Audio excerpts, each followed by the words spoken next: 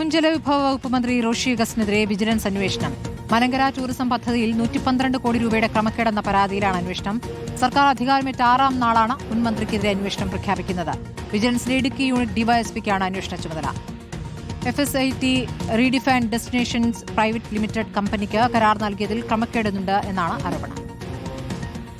ഇടുക്കി ജില്ലയിലെ മലങ്കര ഡാം കേന്ദ്രീകരിച്ച് മലമ്പുഴ മോഡലിൽ വിനോദസഞ്ചാരം ലക്ഷ്യമിട്ട് ആവിഷ്കരിച്ച പദ്ധതിയാണ് മലങ്കര ടൂറിസം പദ്ധതി. 112 കോടി രൂപയുടെ പദ്ധതിയിൽ അഴിമതി ആരോപിച്ചാണ് മുട്ടം സ്വദേശിയും Thodupuzha block Congress committee vice പ്രസിഡന്റുമായ ബേബി ജോസഫ് വിജിലൻസിൽ പരാതി നൽകിയത്. പദ്ധതിയുടെ ടെൻഡർ നടപടികളിൽ വലിയ വീഴ്ചയും അലംഭാവവും, സർക്കാരിന് വലിയ നഷ്ടവും സ്വകാര്യ ഏജൻസിക്ക് കൊള്ള ലാഭവും ലഭിക്കത്തക്ക രീതിയിൽ ടെൻഡർ നടപടികൾ അംഗീകരിച്ചതായി പരാതിയിൽ പറയുന്നു. ക്രമക്കേടിൽ മന്ത്രിക്ക് നേരിട്ട് പങ്കുണ്ടെന്നാണ് ആരോപണം. ഇതിലാണ് മുൻ മന്ത്രിക്കെതിരെ പ്രാഥമിക അന്വേഷണം നടത്താൻ വിജിലൻസ് മേധാവി മനോജ് എബ്രഹാം ഇടുക്കി യൂണിറ്റ് ഡിവൈഎസ്പിക്ക് നിർദ്ദേശം നൽകിയത്. എന്നാൽ ഉയർന്നു വന്ന പരാതി റോഷി അഗസ്റ്റിൻ നിഷേധിച്ചു.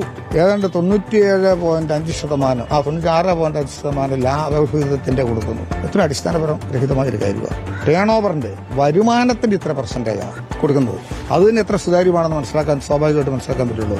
ലാഭത്തിന്റെ 3.5% മാത്രം സർക്കാരിനും ബാക്കി 96.5% സ്വകാര്യ ഏജൻസിക്ക് ലഭിക്കുന്ന രീതിയിലാണ് 30 വർഷപ്പാട്ടത്തിന് ജലാശയവും തീരങ്ങളും സ്വകാര്യ ഏജൻസിക്ക് നൽകിയത്. പ്രമുഖ പത്രങ്ങളിൽ പരസ്യം നൽകാതെയും വേണ്ടത്ര പ്രചാരണം നൽകാതെയും ടെൻഡർ നടത്തി ഇഷ്ടക്കാർക്ക് ടെൻഡർ ലഭിക്കാൻ വഴിയൊരുക്കി. ടെൻഡറിൽ Kozhikode FSIT redefined destinations private limited എന്ന ഒരു കമ്പനി മാത്രം പങ്കെടുത്തിട്ടും റീടെൻഡർ നടത്താതെ അതേ കമ്പനിക്ക് കരാർ ഉറപ്പിച്ചുവെന്നും പരാതിയിൽ പറയുന്നു.